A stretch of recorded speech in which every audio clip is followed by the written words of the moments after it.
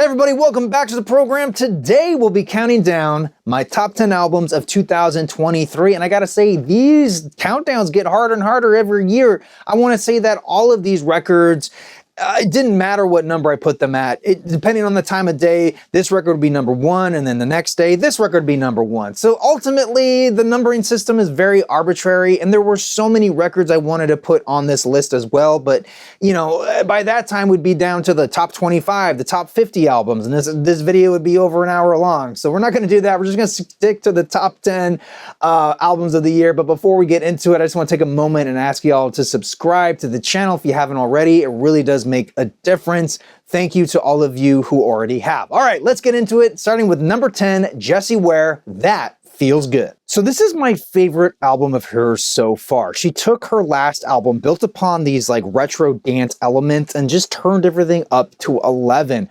I love the way this record sounds. I feel like I'm at a roller disco daydream. It's so much fun to listen to. And the production on here is so very good as well. There's a level of polish on all the songs that is just infectious. Everything is exactly where I want it to be. The drum hits, bass tone, her vocals, the horns, everything is just 10 out of 10. At number 9, I have George Clanton, Oh Rap I Ya. Now, on this record, I feel like he's allowing his voice to be more up front in the mix, like it's more present. Maybe there's more lyrics, I'm not really sure. Regardless, I really like that because as much as I enjoyed his collaboration with Nick Hexum in 2020, I realized why I didn't love that album was because George's music is not just his music, it's his voice as well. Like the two have to come together, and that was a big element that was missing from that album. But this record has that in spades. I immediately fell in love with the singles that came out before the album, but admittedly it took me a little longer to get into the album as a whole, but now I just can't get enough of it. At number 8, I have Burhana with Amen. On this record, Burhana skillfully weaves hip-hop with R&B and draws heavy inspiration from his Ethiopian roots. I really like his voice and the way the music takes you on a journey. There really is this feeling of connectedness to all the tracks, as if they are chapters in a larger story being told, and I think that really comes across when you watch the music videos for this album.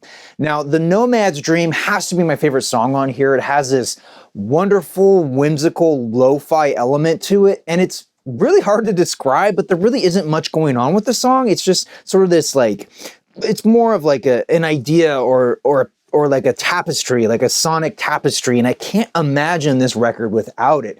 Overall, I think this is his best work to date. At number 7, I have Young Fathers with Heavy Heavy. Oh man, these guys have a way with rhythm that I just can't get enough of. I love their creativity, their sense of music and style. This whole record is just full of beautiful and uplifting music. There are these big, bombastic choir sections, more intimate, small, delicate moments, and throughout just an overall dance-inducing quality.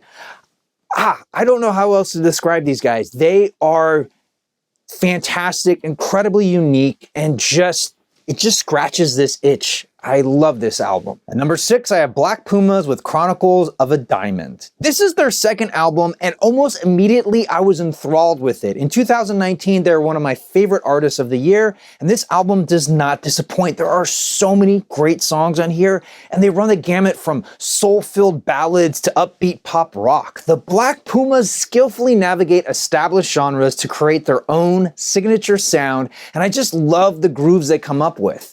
And comparing it to their debut, I feel like they're pushing their own creative limits and expanding beyond their neo-soul roots, and I think that made this a really exciting album. At number 5, I have Say Shishi with Silver. This group came out of nowhere for me, and after seeing them live, I was hooked. This is infectious, groovy, funky disco led by an amazing trio of singers, and they are incredible. The 3-part harmonies they make and the notes they hit are unbelievable. The backing band is also incredible. If you get the chance, see them live. But in the meantime, listen to their second album, Silver, because it really is fantastic. It honestly just makes me want to get up and dance. At number 4, I have South Hill Experiment with Moonshots. Now, this was a band that really took me by surprise. I actually got to see them twice in 2023, and this is the brainchild of the duo of Baird and Goldwash. They are established solo musicians in their own right. They also produce a lot of music in all types of different genres, but together they created this really unique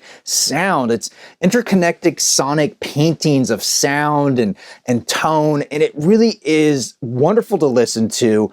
The closest I can call it is music for a film that doesn't exist. They expertly blend genre and styles into something that is really hard to describe in words. Overall, it's unconventional. You know, one moment you're dancing and then the next you're contemplating the meaning of life. There are some deeply moving moments on here, especially the last song, which is probably my favorite off the record. At the number 3 spot, I have Bombay Bicycle Club with My Big Day. So this was an album I was not expecting in 2023, but as soon as I heard it, I was in love, and it's been on heavy repeat ever since then.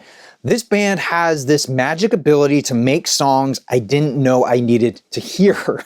From their unique song structures to these infectious melodies, I don't know how they do it, but they create this sound that is very uniquely their own, and I absolutely adore it. On top of that, they have these incredible guest musicians as well, including Damon Albarn, Shaka Khan, and many more. And they just add this wonderful element to the music, like a special spice, and they incorporate so well. They don't stand out too much. They sit right perfectly in the mix, and I just can't get enough of this album. Every time I listen to it, I hear something new, and I just fall in love with it more every time.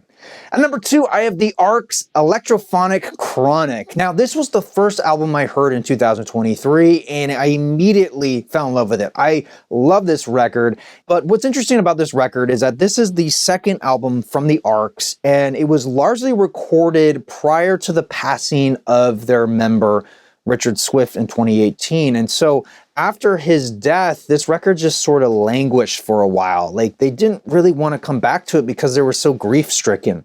And so finally, in 2022, they completed the album and got it ready for release. And what they captured was not only a tribute to Richard, but also a love letter to crate digging and listening to these obscure records that just capture a moment in time. I mean, all of these songs are heavily inspired by garage rock, 60s space age pop, Jamaican music, soul, R&B, and they're all just kind of like mixed together. And overall, it has this wonderful sort of granular, grainy feel across all of the music. And there's this sense of melancholy throughout, sort of like things aren't going your way, but you're making the most of it, you know what I mean? And that feeling was something I really resonated throughout this year. And that's why this record holds such a special place for me. I just kept coming back to it like every month, just like checking in, like, was this still as good as I thought it was? And it's like, yes, and I love it even more. And at the number 1 spot, I have Wild Nothing with Hold.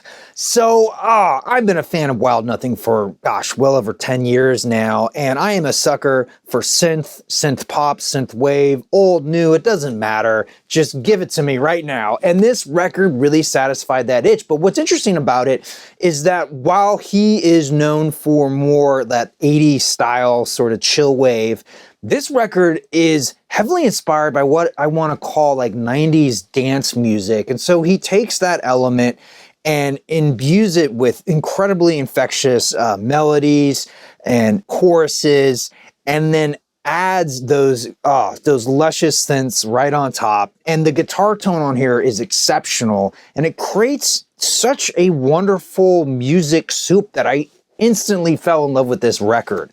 I love the fact that he's branching out a little bit, and despite sort of this overall glossy production feel, and that's not a bad thing. I really like how this record sounds so clean and crisp overall. I will say though, that there is a depth to the lyrics. There is some introspective moments on here. There is some longing. There is some loss. I mean, he went through a lot of changes. I think we all did. And especially with fatherhood, that changes you a lot. And that comes through in this album. And it's just so much fun to listen to. And it opens up with every listen. You get something out of it. And so to me, this is just the record of the year. It captures all the highs, all the lows that I went through. And yeah, absolutely enjoyed this album. All right, everybody, that will do it for today. Be sure to let me know your personal top 10 with a comment down below. Until then, I want to thank you all so much for watching, not just this video, but throughout the year. It really has made a difference in my life, and I really appreciate it. It's been quite a year. It's been quite a couple of years, so thank you all for sticking with me. I really do appreciate it, and I especially want to thank my members over on Patreon. They really help to keep this show going with their financial support every month. Thank you all so very much. Happy New Year. Stay safe, have fun, spin some vinyl. I'm your vinyl geek, and I'll catch you on the flip side.